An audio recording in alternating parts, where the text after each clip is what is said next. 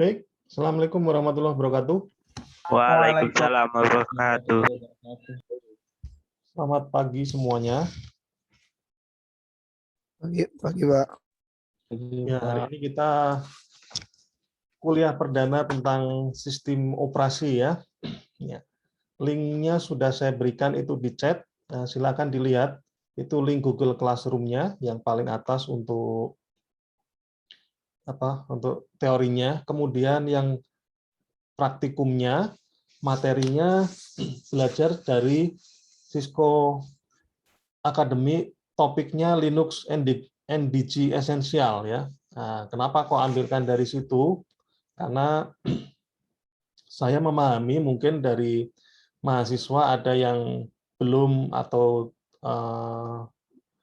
tidak bisa menginstal virtual mesin karena keterbatasannya ya, baik keterbatasan software maupun keterbatasan mengenai hardware ya, atau mungkin ketidakbisaan secara pengetahuan ya. Tapi kalau nggak bisa harusnya dioprek ya. Nah, mahasiswa teknologi informasi harus biasa ngoprek-ngoprek ya, harus bongkar-bongkar software ya, hardware. Ya nggak tahu nanti bisa dibenerin lagi apa enggak ya. Yang penting dioprek gitu ya. Nah, jadi materinya menggunakan untuk praktikum ya, menggunakan Linux NDG Essential. Silakan itu diisi. Memang judulnya ada peserta Mednum malam A-nya ya, nggak masalah ya. Saya menggunakan satu form saja daripada saya membuat banyak form gitu. Silakan aja diisi.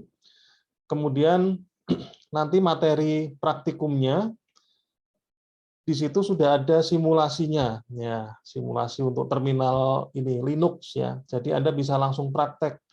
Sebelah sisi kiri membaca teorinya, yang sebelah sisi kanan ada terminal untuk kita mengetikkan sesuatu ya yang berkaitan dengan komennya Linux. Karena kita mau nggak mau ya harus terbiasa ya dengan yang namanya komen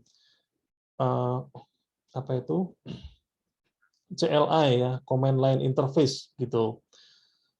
Karena ini manfaatnya cukup banyak, terutama kalau Anda bekerja di bidang yang berkaitan dengan administrator ya, administrator jaringan atau administrator database, atau mungkin hal-hal yang bersifat data science ya, biasanya mereka lebih cepat untuk bekerja dengan menggunakan CLI.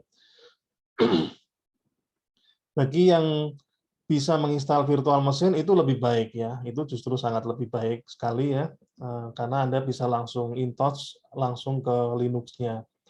Tentu harus menginstal Linux juga ya di virtual mesinnya itu. Ada VirtualBox, ada yang dari Oracle itu saya lupa apa itu namanya. Kalau saya sendiri menggunakan VirtualBox.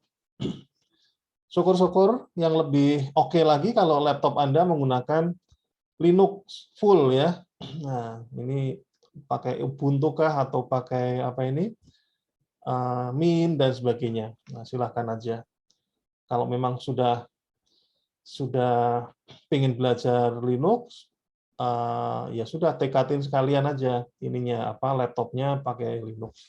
Dan tool-tool untuk pengembangan keilmuan di bidang ilmu komputer itu tersedia banyak sekali di Linux gitu ya. Gitu. Anda tinggal download. Nah, cuma ya memang keterampilan dan pengetahuan mengenai ngoprek itu harus terus diasah karena kadangkala di Linux itu ada ketergantungan di repositori tertentu ya. Misalnya untuk menjalankan program ini harus tambahkan file ini dan sebagainya. Tetapi kalau sudah terbiasa ya itu saya kira nggak ada masalah ya. Saya sempat menggunakan full Linux itu selama 6 tahun ya, tahun 2010 sampai dengan 2016 itu full ya. Benar-benar laptop saya pakai Linux, cuma karena di tahun 2016 ke sini ya banyak pekerjaan yang terkait dengan hal-hal yang bersifat manajemen ya. Jadi ya harus berpindah ke Excel ya, Word ya, meskipun di Linux juga ada, tapi kadang kalau kompatibilitasnya dengan sharing file dengan teman-teman itu kadang bingung ya, temennya yang bingung maksud saya gitu. Ya, itu mengenai pengantar mata kuliah ini ya. Kemudian untuk Google Classroom, tadi sudah saya cek praktikum ada 34 peserta, kemudian sistem operasi teorinya ada 35 peserta, berarti ada satu peserta yang tidak mengambil praktikum. Jadi bisa disimpulkan yang mengambil sistem operasi juga 95% mengambil praktikumnya. Tapi tetap saya buatkan Google Classroom tersendiri supaya untuk manajemen kelasnya lebih mudah. Gitu.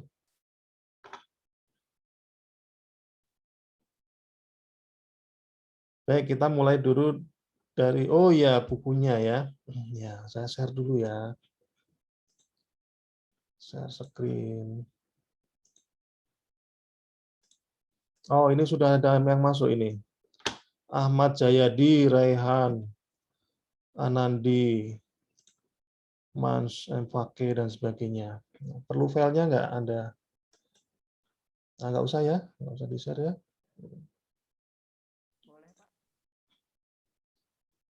Safa dan seterusnya nanti silakan diisi. Ini sudah 70, 87, baru 17 ya, baru 17.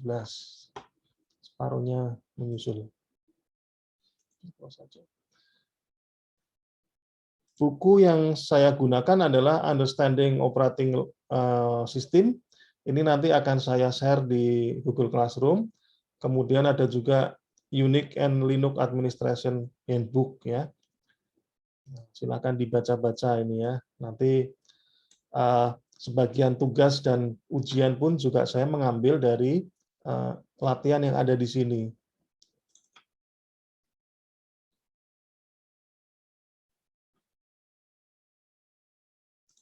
Nah, ini penampakan bukunya ya. Nah, ini bukunya kalau dibaca cukup enak ya. Ya, meskipun bahasa Inggris ya, tapi Anda kan sudah diajari bahasa Inggris toh? Bahasa Inggris 1, bahasa Inggris 2, berarti kemampuan bahasa Inggris Anda sudah luar biasa ini. Ya, silakan dibaca-baca. Kemudian ada juga Unix and Linux Administration Handbook, ini sebagai penunjang di sistem operasinya, praktikumnya. Bagaimana kita mengakses, mengetahui proses di dalam Linux-nya ya, kemudian komen lainnya yang untuk menjalankan komponen proses dan sebagainya ada di sini semua. Ya. Baik, kita mulai saja untuk teori sistem operasinya. Nanti juga akan saya share ini PowerPoint-nya ya. Ini tadi belum sempat saya share. Slideshow. Terus by an individual.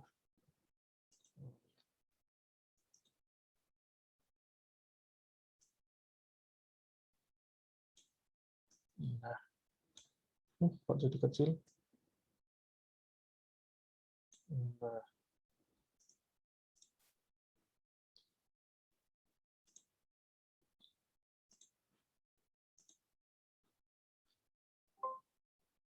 Nah, ini dari buku tadi juga ya, Understanding Operating System, 6th edition. Meskipun buku teks yang berkaitan dengan sistem operasi banyak juga ya, misalnya dari Andre Tannenbaum, kemudian dari William Stalling ya. Kemudian ada juga yang dari Project Gotong Royong yang kalau Anda temukan di internet itu ada yang berbahasa Indonesia ya. Saya juga ada sih, nanti saya cari akan saya upload di Google Classroom. Itu yang berbahasa Indonesia, yaitu isinya rangkuman dari textbook tersebut.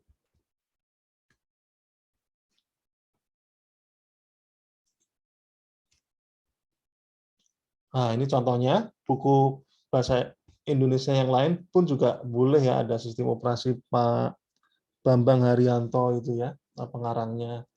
Kemudian ada juga yang kuning di atas ini ada di perpus ya. Ini saya pernah memesan buku sistem operasi ini lumayan banyak untuk ditaruh di perpus Unsada. Silahkan Anda main-main ke Unsada, pinjam bukunya ya. Ini buku textbook juga cukup bagus, tebal ini lumayan. Jadi memang cocok untuk perkuliahan.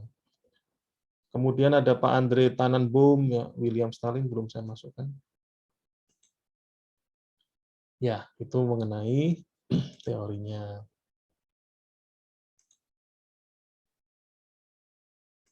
Mulai dari mana ya? Oke, mulai dari sini. Nah, apa itu operating system? Sistem operasi ya. Yang disebut komputer sistem itu adalah software, hardware, itu yang disebut sistem komputer ya.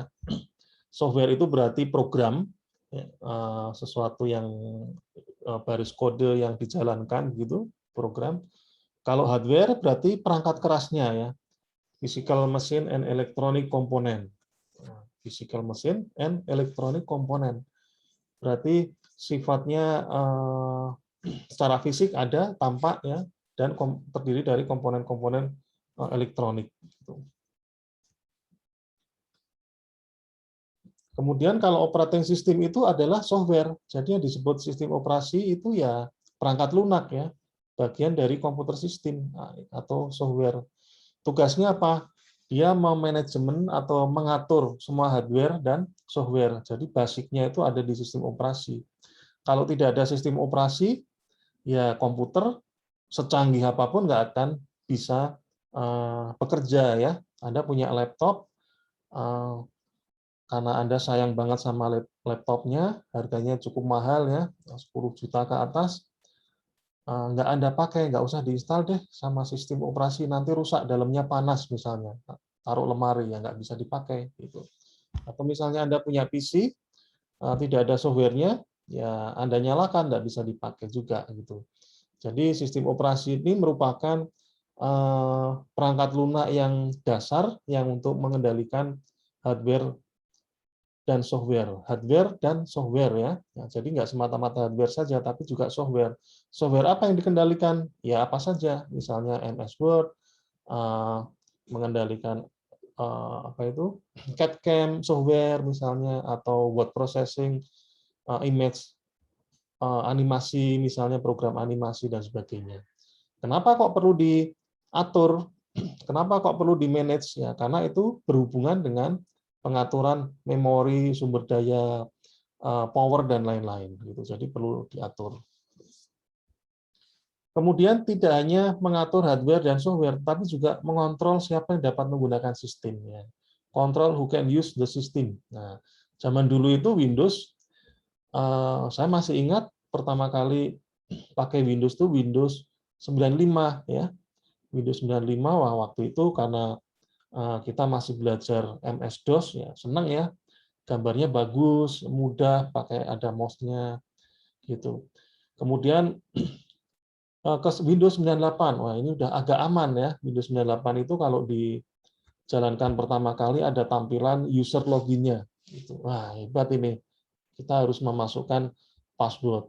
Tapi sayangnya di escape aja, tampilan user login-nya sudah hilang ya, langsung kita tetap bisa masuk. Nah, artinya saat itu memang sudah dipikirkan cara untuk memberikan privilege kepada orang-orang tertentu untuk masuk ke dalam sistem operasinya. Ya, tapi karena memang perkembangan softwarenya masih terbatas, belum secanggih sekarang. Nah, kalau sekarang sudah canggih ya, Anda setting siapa yang boleh mengakses laptop saya ini atau komputer saya. Nah, misalnya adik Anda hanya Anda beri akses sekian, kemudian kakak Anda misalnya diberi user login hanya untuk bisa mengakses sekian program dan sebagainya seperti itu. Nah, itu tugas dari sistem operasi. Kemudian ada 4 essential subsystem manager. Nah, 4 pengaturan yang esensial ini, tugas yang penting ya, yaitu memory manager, processor manager, device manager, dan file manager. Nah, sekarang untuk sistem operasi yang modern, ada tambahan lagi yaitu network manager. Memory manager bagaimana dia mengelola memorinya ya. Memori itu baik dari sisi memori komputer, RAM ya, maupun memori yang bersifat storage, ya, hard disk ya.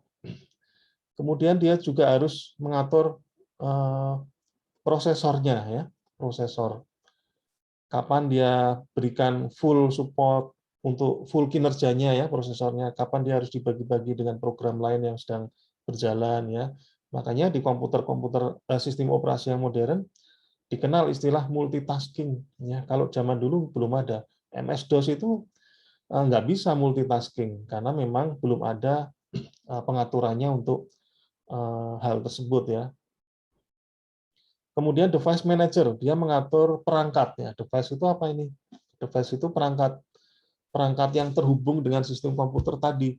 Nah, misalnya apa? Mouse ya, printer, kemudian apa ini kalau saya pakai webcam ini ya, ini tapi saya ambil suaranya saja ya. Karena kamera dari laptop sudah cukup jelas ya. Kemudian ada file manager, mengelola file ya. Bagaimana menghapus file, kemudian menambahkan file, mengcopy, kemudian meremove ya, menampilkan juga ya, memberikan atribut misalnya, mengelola extension dan sebagainya dan sebagainya. Itu yang bagian dari file manager.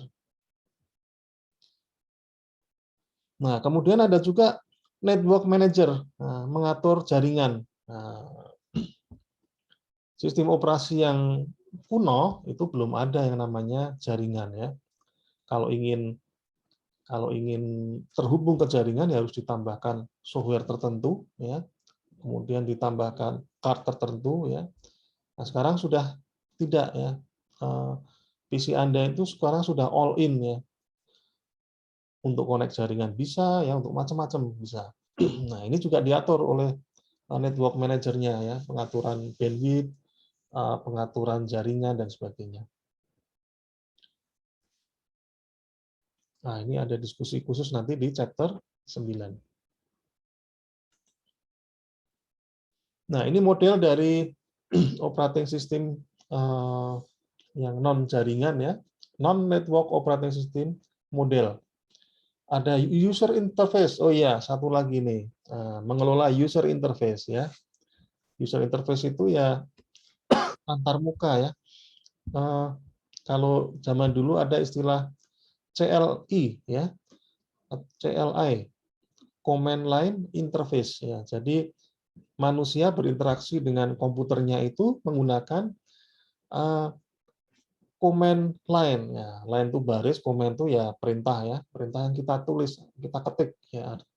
Kalau zaman sekarang mungkin Anda mengenalnya sebagai di terminal. Sama sebetulnya kalau Anda menguasai terminal pun juga mungkin mouse Anda sudah nggak dipakai gitu ya. Cukup ketikkan misalnya paint misalnya, langsung keluar muncul program paint. Ketika misalnya MS Word, nah muncul program Word. Sebetulnya sama saja seperti itu ya. Tapi dengan adanya user interface yang GUI ya, graphical user interface, itu memudahkan pengguna ya, terutama pengguna yang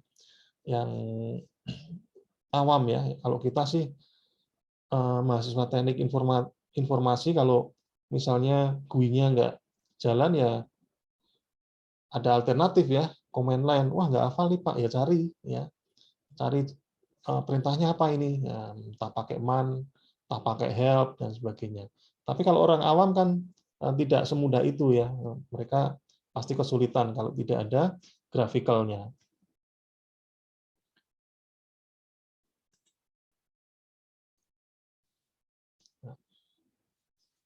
Nah, ini kelanjutan dari tadi.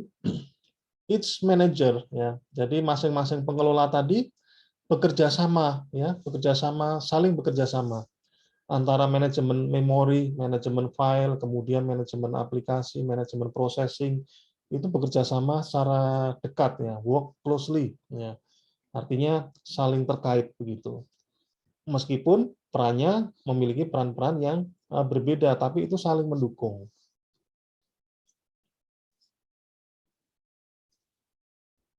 Oke.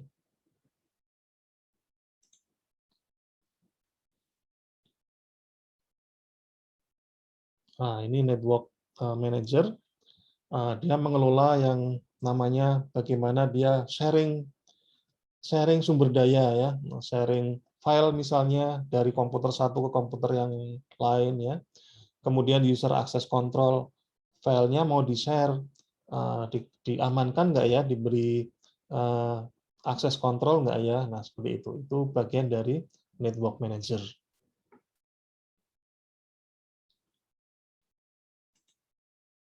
Nah, ini model sistem operasi yang sistem network. Ya, ada network manager-nya ya. Ada prosesor manager, ada memory manager, ada network manager, file manager, device manager. Nah, ini kalau masalah network nanti Anda mendalami lebih dalam di mata kuliah jaringan komputer ya. Nah, itu lebih dalam lagi kita belajar mengenai jaringan komputer. Nah, ini manajemen memori. Ya, ini biasanya yang dikelola adalah RAM-nya ya, main memory ya, random access memory. Apa sih bedanya RAM sama hard disk atau storage yang bukan RAM? Nah, Kalau siapa RAM yang untuk bisa aplikasi jawab? berjalan. Ya, bisa diulang ya. Kalau RAM untuk berjalan. Kalau RAM dia mengelola untuk aplikasi yang sedang berjalan ya, dia merupakan bagian supporting proses ya. Tetapi kalau storage dia akan menyimpan file-file yang apa ya, yang untuk jangka panjang ya. Artinya untuk selama proses tadi tidak diperlukan gitu. Ya. Nah, ini domainnya di arsitektur dan organisasi komputer ya, RAM itu. Kemarin ya kita belajar di semester 2. Kemudian tanggung jawab yang lain adalah memberikan space yang mencukupi ya untuk sistem operasi. Ya. Kemudian penggunaan space memorinya. Di memori sendiri nanti juga ada berbagai metodenya untuk ini pembagian atau penempatan memorinya. Oke. Nah, kemudian ada juga prosesor manajemen. Yang di-manage adalah prosesor. Dia mengalokasikan kinerja dari CPU ya, Central Processing Unit. Ya. Memberikan informasi mengenai statusnya, kemudian mengatur bagaimana penggunaannya ya, seperti itu. Nah, nanti ada bahasan khusus mengenai scheduler ya, ada algoritmanya juga ini nanti mau pakai algoritma yang mana ini. Kalau misalnya pekerjaannya banyak, gede ya, gede, kira-kira menggunakan algoritma yang mana. Tapi kalau pekerjaannya sedikit tapi banyak, nah, menggunakan algoritma yang mana. Gitu. Ini tugas dari prosesor manajemen. Kemudian ada juga yang mengatur perangkat ya.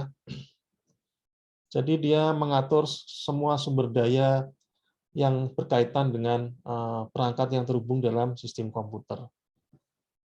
Misalnya printer, scanner ya. Begitu ada mouse, si komputer harus mengenali ini mouse, mouse-nya merek apa ya. Kemudian modelnya apa dan sebagainya seperti itu. Kalau zaman dulu yang sistem operasi belum secanggih sekarang, kalau kita beli mouse yang mouse-nya USB, ya maka pasti di tempatnya itu tempat packaging-nya mouse itu ada CD-nya ya untuk drivernya. Nah, seperti itu. Sekarang nggak perlu ya. Sekarang sudah include ke dalam sistem operasi. Begitu Anda masukkan device yang melalui USB, maka dia akan dikenali sebagai apa gitu ya. Printer misalnya atau mouse misalnya, scanner misalnya, flash disk misalnya, seperti itu. Kemudian dia juga bertanggung jawab terhadap scheduling policy atau kebijakan scheduling atau penjadwalan ya. Nah, suatu misal ada komputer Anda terhubung dengan printer ya. Anda mau mencetak file ya, mencetak dokumen gitu. Anda cetak halaman file A misalnya. Setelah itu file A halaman 1 sampai 5. Kemudian Anda mau mencetak juga file B halaman 10 sampai halaman 15 misalnya. Nah, ini kalau tidak di manajemen, kalau tidak diatur, maka ketika Anda ngeprint dua-duanya, keluarnya mungkin bisa aneh-aneh ya. File A halaman 1 sampai 3, setelah itu file B halaman berapa 10 sampai 11 misalnya, nah seperti itu. Maka harus diatur ya schedulingnya. Kemudian juga deallocating device ya, device yang sudah tidak dipakai harus dilepas lagi. Nah, ada juga file manajemen file. Dia menyimpan data ya, mengelola data ya, data file, compiler, aplikasi program, kemudian mengontrol user. Jadi di file sekarang pun juga bisa dikontrol juga, ada read only, read write, create, delete, atau mungkin diberi password ya, dan sebagainya. Seperti itu. Suatu misal Anda sedang membuka file Acrobat Reader misalnya, file PDF ya, file PDF. Asal filenya adalah dokumen. Nama filenya adalah belajar sistem operasi. Sedang Anda buka ini dengan PDF Viewer. Terus Anda hapus filenya yang ada yang berasal dari folder dokumen tadi, belajar sistem operasi tadi. Kira-kira filenya bisa terhapus apa enggak? Ada yang mau kasih komentar?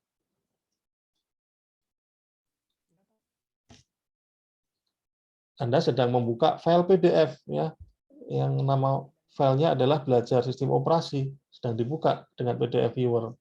Filenya terletak di My Document misalnya. Terus Anda ingin menghapus file tersebut di folder My Document tadi. Kira-kira filenya terhapus enggak? Enggak, Pak, ada peringatan. Nah, enggak ada peringatan gitu ya. Apa yang terjadi kalau bisa terhapus? Nah, Pindah ke temporary. ya, kalau terjadi sampai terhapus, maka sebetulnya itu software yang fail ya. Seharusnya nggak boleh ya. Kenapa? Karena sedang dibaca itu. Kalau misalnya terhapus, misalnya bisa ya, dan ternyata masih tetap bisa terhapus, masih bisa terbaca, ya memang itu karena masuk ke dalam temporary file yang ada yang dikelola oleh main memory tadi itu. Tapi begitu filenya di close, hilang ya. Nah, seharusnya tidak boleh seperti itu ya.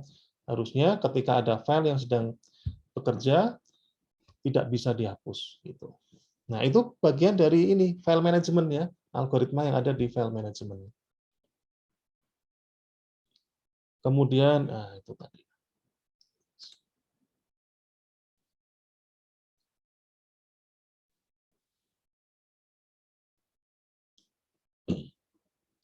Ya, kemudian ada isu-isu yang lain yaitu mengenai network manager ya, bagaimana siapa yang bisa mengakses apa ya.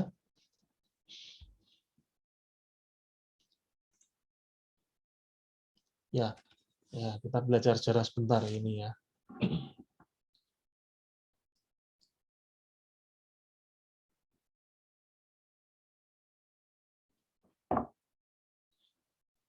Brief History of Machine Hardware. Ya. Sejarah singkat perangkat lunak. Perangkat keras ya. Hardware itu physical machine and electronic component yang terdiri dari memori, ya, memori untuk penyimpan data atau instruksi dan eksekusi. Kemudian ada yang disebut I/O device, input/output device. Semua perangkat yang terhubung ke dalam device, sistem ya. Ada printer, disk drive, CD flash memory, and keyboard. Kalau scanner itu termasuk input apa output nih? Input. Input. Kenapa kok input? Karena masukin data ke komputer. Oh, karena memasukkan data komputer. Nah, ini kalau dimodelkan secara gambaran singkatnya ya, logical view ada CPU, ada monitor, kemudian ada video interface dan macam-macam.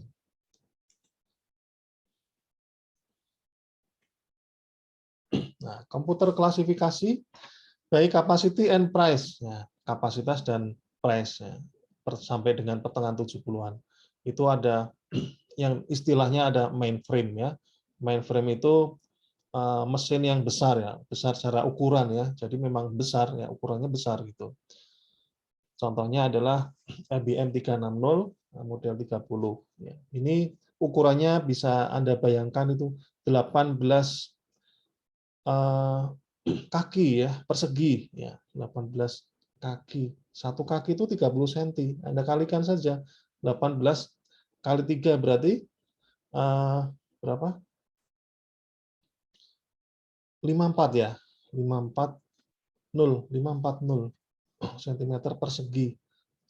5,4 meter, bayangkan. Dengan ruangan yang harus ada AC-nya atau pendinginnya. Kemudian ukuran CPU-nya adalah 5 feet, 5 kaki kali 6 kaki.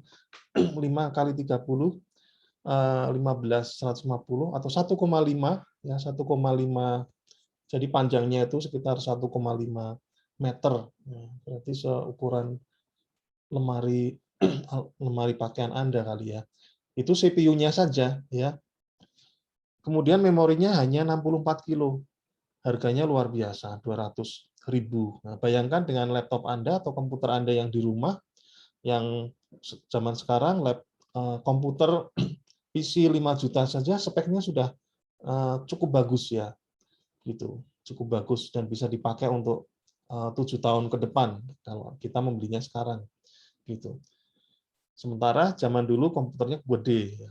Nah itu. Nah ini sekedar kita membandingkan saja bahwa teknologi itu semakin canggih ya pada akhirnya akan semakin murah juga ya. Itu. Contohnya harga laptop dan harga komputer itu dari dulu sampai sekarang itu ya di kisaran 5 sampai 6 juta ya. Tapi 5 jutanya sekarang dengan yang dulu kan berbeda ya speknya. Nah, itu artinya apa? Artinya teknologi sebetulnya semakin murah dan semakin canggih. Kemudian dari mainframe ada yang disebut mini komputer. Dikembangkan untuk lembaga yang lebih kecil, kapasitasnya lebih kecil dan memorinya juga lebih kecil, lebih murah yang pasti ya. Dibuat oleh DEC, ya, Digital Equipment Corp. Harganya sekitar 18.000 bandingkan dengan yang tadi 200.000. Nah, ini sekarang disebut biasa disebut mid-range komputer. Jadi kapasitasnya antara mikrokomputer dan mainframe. Nah, ini istilah-istilahnya. Kemudian ada juga yang namanya superkomputer, massive machine ya. Massive machine itu berarti CPU-nya banyak gitu ya. Dikembangkan untuk operasi militer dan weather forecasting, peramalan cuaca. Contohnya adalah Cray superkomputer. Dia punya 6 sampai 1.000 prosesor. Nah, digunakan untuk riset ya, riset penelitian. Kenapa kok riset itu menggunakan superkomputer, kemudian weather forecasting misalnya? Karena ada komputasi yang kompleks di belakangnya ya. Jadi tidak sekedar kalau kalkulator kan Anda bisa perkalian kali, tambah, bagi dan sebagainya hanya itu saja gitu ya. Mengetikkan angka untuk dengan operasi yang seperti itu. Tapi kalau superkomputer, maka processing untuk menyelesaikan masalah matematikanya adalah matematika yang kompleks. Contohnya di weather forecasting, dia akan melakukan suatu perhitungan-perhitungan yang kompleks untuk melakukan suatu peramalan. Atau misalnya kalau zaman sekarang ya, kalau misalnya Anda belajar mengenai data science misalnya, atau image processing dan sebagainya, maka ketika misalnya mengambil data dan mengolah data yang sangat besar, ya itu memerlukan komputer yang cukup canggih ya. Kalau enggak komputer yang canggih ya bisa sih, cuma ya lambat ya, mungkin sekian jam atau berapa hari. Kemudian dikenal juga, ada juga mikrokomputer. Nah, ini digunakan untuk single user di akhir tahun 70-an dari Tandy Corporation dan Apple ya. Nah, Apple ini merupakan salah satu pionir juga ya untuk membuat mikrokomputer. Kemudian ada istilah juga workstation. workstation ini komputer yang cukup powerful ya, bisa mendukung juga ini jaringan juga, kemudian biasa digunakan untuk computer aided design ya, CAD/CAM ya, CAD/CAM. Kemudian ada server, komputer yang berperan sebagai server atau contohnya print server, internet server, mail server. Nah, sekarang ini hampir setiap komputer bisa dijadikan sebagai server. Nah, semua komputer malah ya.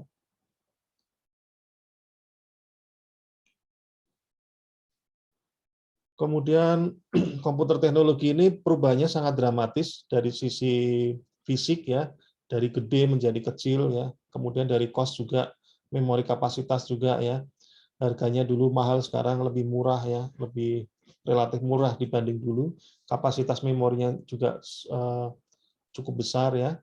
Sekarang ada nggak komputer yang RAM-nya 32 mega? Nah, nggak ada, saya yakin tidak ada. Nah, ya, sudah diganti menjadi 32 giga. Padahal komputer saya waktu saya dulu kuliah memorinya cuma 32 mega ya. Nah, kemudian hard disk-nya cuma 8 giga. Nah, bisa Anda bayangkan nih komputer kayak apa itu ya. Tapi di saat itu sudah lumayan ya. Kalau sekarang ya sudah Anda ketawain lah ya. Komputer apaan tuh?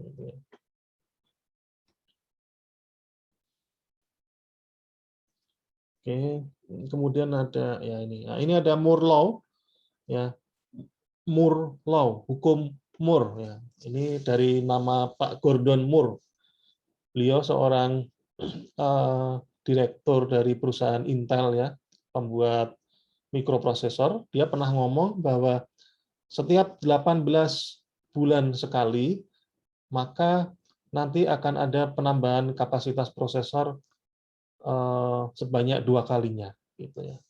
Jadi 1,5 tahun itu meningkat kapasitas prosesor menjadi 2 kalinya. Ya itu terbukti terus ya. Nyatanya apa? Sekarang perkembangan prosesor dan storage atau memori itu juga ikut mengikuti Moore Law gitu. Bahkan mungkin tidak sampai 18 bulan. Mungkin tahun ini sudah ada 2 giga, bulan depan sudah ada 3 giga, begitu seterusnya.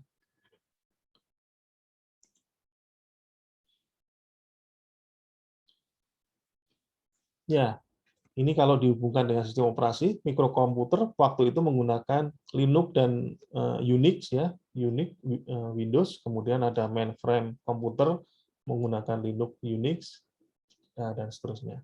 Kemudian ada juga yang eranya mobile ini, dulu namanya Personal Digital Assistant (PDA). Nah, sekarang smartphone sekarang sudah pasti sudah bisa jadi PDA ya, tinggal Anda menginstal hardware-nya, software-nya saja ya. Anda mau tahu atau mengelola keuangan keluarga misalnya, ya diinstal saja program untuk mengelola keuangan keluarga.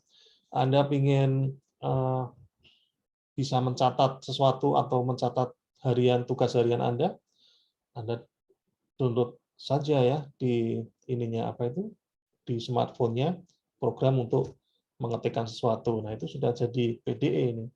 Tapi zaman dulu ini wah banget ya, sekarang udah biasa banget. Ya. Sekarang kita membicarakan mengenai tipe-tipe sistem operasi. Ada 5 kategori, yaitu batch, interaktif, real-time, hybrid, dan embedded. Ya. Batch ini gampangnya adalah antrian ya. Jadi kalau ada task atau job atau proses yang sedang berjalan, maka proses berikutnya yang akan berjalan harus antri dulu. Ya, ini batch ya. Batch processing. Kemudian ada juga interaktif ya. Pengguna juga bisa berinteraksi dengan sistem operasi tersebut ya. Kemudian ada juga kategori real time. Real time ini berarti sistem operasi tersebut disetting untuk proses-proses yang bersifat real time. Ya. Real time itu ya saat ini juga ada perubahan apa di lingkungan itu yang tercatat di dalam komputer. Misalnya apa? Misalnya jadwal penerbangan di kereta ya atau pesawat terbang. Kalau sekarang waktunya pesawat akan terbang, maka dia harus berubah ya. Jangan sampai pesawatnya sudah terbang, di sistem operasinya baru menginformasikan pesawat akan terbang, nah, akan terlambat ya. Itu namanya tidak real time. Atau misalnya Anda membuat suatu sistem operasi yang mengontrol sesuatu hal ya, memonitor atau mengawasi sesuatu misalnya cuaca ya, kelembaban, suhu dan sebagainya. Kalau ada perubahan suhu misalnya, ya itu data itu juga harus bisa terdeteksi ke dalam sistem tersebut secara langsung ya. Jangan sampai ada jeda, itu yang disebut sistem real time. Kemudian ada yang hibrid, kemudian ada yang namanya embedded system. Nah, sistem operasi yang embedded itu sekarang lagi tren yang namanya SoC ya, sistem on chip ya. Jadi dalam satu chip itu sudah tertanam ya. Embedded itu arti kalau diterjemahkan di Indonesia adalah tertanam. Ya. Dalam satu chip itu di-embeddedkan atau sudah ditanam suatu software ya, sehingga dia bisa melakukan suatu fungsi-fungsi seperti halnya sistem operasi. Nah, contohnya apa? Nah, contohnya misalnya smart TV ya. Smart TV itu ada menu-menunya banyak kan, bahkan ada yang bisa terkoneksi ke internet. Terkoneksi ke internet, kemudian bisa ada menu-menu untuk memilih channel, kemudian apa ini melihat YouTube dan sebagainya, dan itu ada di situ ya, menu-menunya ada di situ. Kita berinteraksinya juga di layar tersebut gitu ya, itu embedded system. Memang tidak bisa kita install secara mandiri ya dari pabriknya.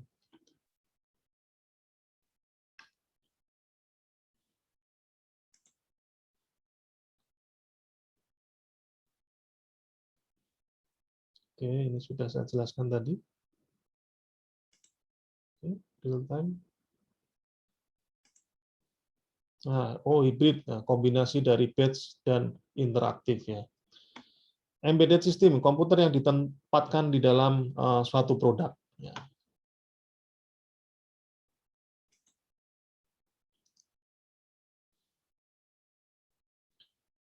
Perkembangan sistem operasi tahun 40-an, komputer menggunakan vakum hampa ya, vakum tube teknologi ya.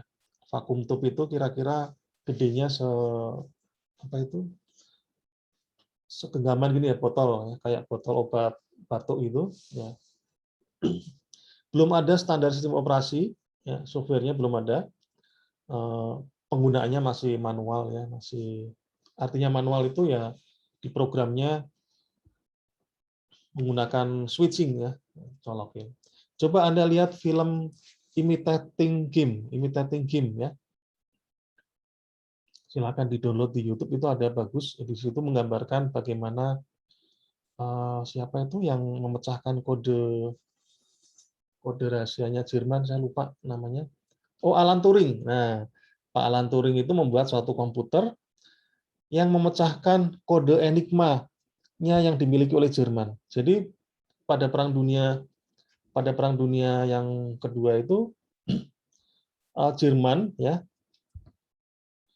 kalau mengirimkan pesan ke pasukannya, itu pesannya ditransfer dulu, diolah dulu di dalam enigma mesin tadi, disandikan ya. Misalnya ngomongnya begini, saya mau menyerang Rusia misalnya, Jermannya bilang gitu. Tapi dia proses dulu di dalam enigma mesin tadi, nanti oleh si mesin enigma tadi diubah dengan mekanisme enkripsi dan kriptografi, ya keluarlah pesan yang lain ya, yang barusan saya omongkan ya, pesan yang tidak seperti itu ya, tapi pesan yang sudah tersandikan. Nah, yang bisa menerjemahkan tentunya pasukan yang memiliki mesin yang sama tersebut gitu. Nah, itu coba dipecahkan oleh Pak Alan Turing sehingga pesan tadi bisa di-intercept ya, dicegat, diketahui pesannya apa gitu. Nah, itu cerita dari Imitating Game. Nanti silakan Anda lihat sendiri. Nah, di situ ada penampakan dari komputer-komputer yang yang zaman tahun 40-an ya, memprogramnya itu pakai ini ya, colokan ya.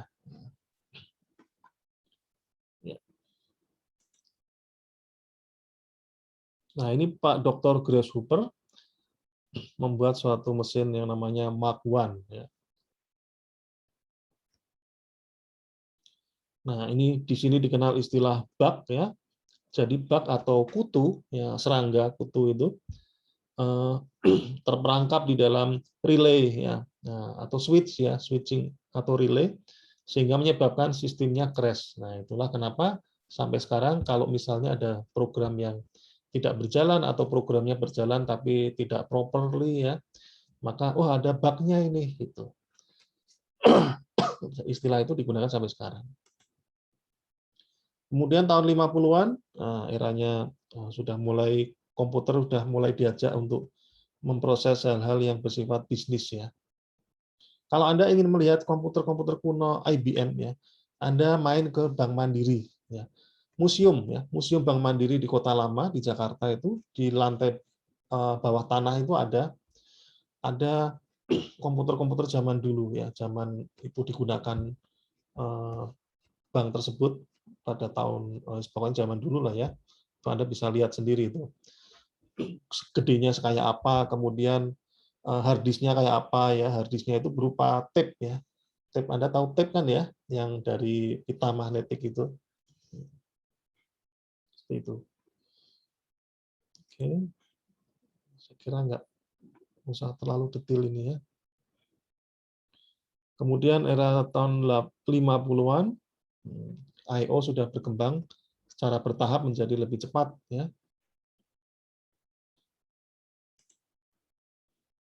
Tahun 60-an CPU-nya sudah semakin cepat ya, sesuai dengan hukum Gordon Moore tadi. Speed cost problem. CPU-nya cepat, tapi I/O-nya lambat gitu ya. Nah, ini menjadi masalah tersendiri ya. Contohnya MOS ini misalnya. CPU-nya sih mengelola device-nya oke, tapi ternyata interaksi MOS ke komputernya sangat lambat, sehingga saya sudah geser ke sini, MOS yang ada tampak di layar belum bergeser. Contohnya seperti itu. Tahun 70-an, CPU lebih cepat lagi. Ya. Nah, terjadi problem juga ini, slower I/O device. Oke, 80-an. Oke. Tahun 90-an ini sudah mulai dikenal internet ya, sehingga jaringan komputer menjadi suatu tuntutan ya. Sistem operasi yang mensupport jaringan komputer itu menjadi keharusan begitu. Kemudian aplikasi multimedia ini juga harus tersedia juga di sistem operasi. Dulu itu kalau kita mau nyetel film di komputer, maka harus ditambahkan apa? Card khusus ya, namanya MPEG card. Gitu. Tapi sekarang kan enggak ya. Sekarang sudah include ke dalam VGA card-nya. Jadi MPEG card itu fungsinya untuk mengolah data-data yang bersifat grafik tadi. Ya. Karena kan karakteristiknya berbeda antara data yang film dengan data yang image gitu ya. Ya meskipun tampilannya ya hampir sama ya, basicnya sama ya. Film pun juga dari gambar juga sebetulnya, dia dari frame. Tapi pengolahannya agak berbeda.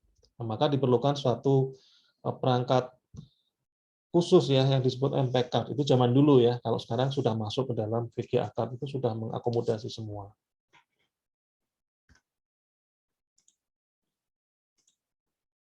Tahun 20-an, ya ini Anda sudah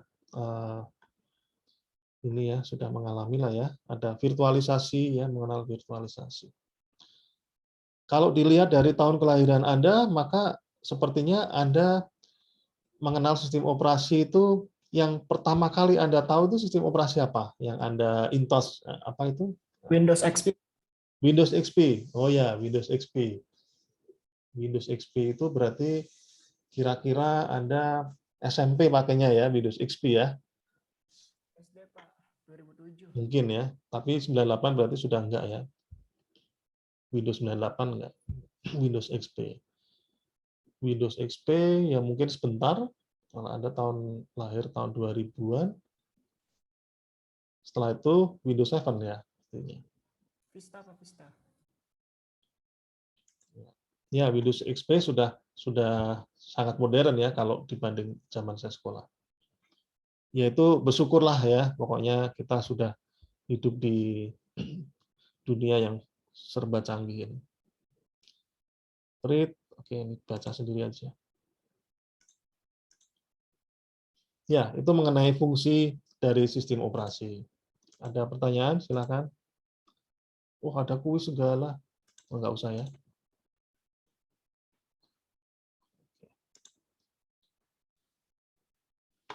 Baik, kalau tidak ada pertanyaan, saya akan lanjut ke sistem operasi ya. Sistem operasi mau kenalan aja dulu dengan itu tadi, Cisco-nya mana tadi? Oh, yang daftar sudah ada. Oke, mana tadi ya? Saya share. Ya, mungkin sebentar aja ya, nanti Anda perdalam sendiri ininya, materi pembelajarannya. Nah, ini dia. Nah, tampilan, nah udah kelihatan ya. Tampilannya seperti ini, ya. Ketika Anda nanti pertama kali buka, Anda harus submit dulu, submit ini ya, seperti disclaimer gitulah. Dari awal ya, Anda harus dari awal. Karena kalau enggak, kalau misalnya langsung loncat di sini gitu ya, pasti tetap dilarikan ke atas dulu, ke sini juga gitu ya. Nah, before you get started ini Anda klik. Nah, kemudian baru Anda bisa masuk ke introduction Linux. Nah, ini contohnya. Di sini ada materi teorinya. Kemudian silakan dibaca ya. Nanti juga ada sertifikatnya bagi yang memenuhi syarat. Ya, yaitu secara umum seperti itu ya. Sebelah kiri untuk teori, sebelah kanan untuk belajar. Nah, ini yang sebelah sisi kanannya, ini ada terminalnya. Sehingga kalau misalnya Anda ingin mengetikkan sesuatu, bisa dilihat dari sini. Misalnya perintah yang sederhana adalah ls. ls buat apa? Kalau di DOS sama dengan dir ya. Dir, basic directory. Dir kalau di DOS. Oh, berarti di dalam home-nya si ini terminal ada file ini ya, desktop, dokumen dan sebagainya. ls. Saya mau masuk ke dokumen misalnya, maka ketikkan cd, ada sedikit kemiripan ini dengan ini. Doc, download apa doc? Nah, doc ya, dokumen kan. Tab, ya. Kalau Anda nggak telaten nulis, ketikkan saja tab gitu kan. DOC tab, oh keluarnya dokumen. Kalau download ya berarti DOW tab gitu. Enter. Nah, di sini saya sudah masuk ke dalam direktorinya dokumen. Nah, ingin tahu lagi nih, apa sih isinya? ls. Oh, isinya seperti ini. Ada hidden letter dan sebagainya dan sebagainya. Kemudian saya mau balik lagi. Nah, balik lagi gitu ya. Ingin membuat direktori berarti mkdir. nah, mkdir. Betul, udah biasa ini kayaknya nih. Fakih ini ya. Mkdir, ada. Mau cek lagi nih. Ada nggak nih folder Adam? Oh, nggak ada. Oh, ada. Ya, masih. Nah, silakan nanti di-explore lebih dalam. Nanti saya pun juga memberikan modul ya. Modul bab 1 sampai dengan 14 pertemuan. Untuk Anda praktekkan, Anda menggunakan terminal ini. Tapi, kalau Anda punya Linux di rumah, silakan nggak masalah pakai yang di rumah. Ini bagi yang belajar cepatnya itu seperti itu. Kemudian kuis-kuisnya Anda kerjakan. Nanti kalau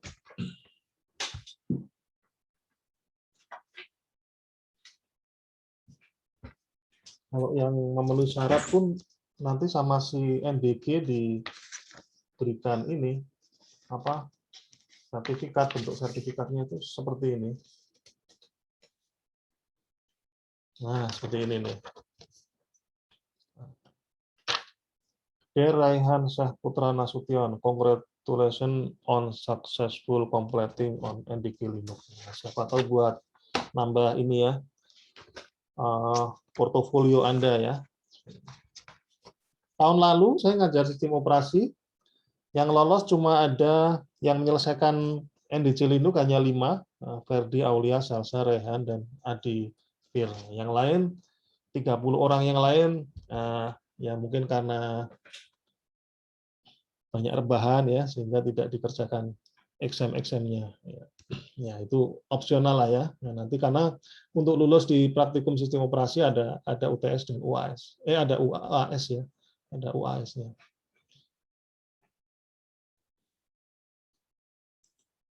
Ya. Ada pertanyaan? Silakan. Coba saya mau lihat ini sudah mengisi belum. Oh, terakhir Dimas Bayu Pratama. 94. Oh, sudah 94 ya. 70, 94, 24. Ada 24. 24 yang sudah mendaftar. Baik, kalau tidak ada pertanyaan, mari kita on-kan kameranya supaya tambah semangat ya.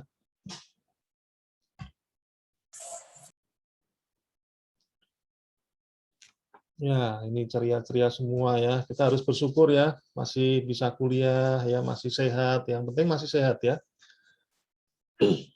Sehat, kemudian bisa beraktivitas dengan baik ya. Nah, itu hal yang harus disyukuri ya.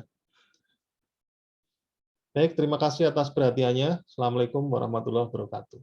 Waalaikumsalam warahmatullahi wabarakatuh. Terima kasih, Pak. Terima kasih, Pak. Sama-sama. Praktikum berapa, Pak? Terima kasih, Bapak.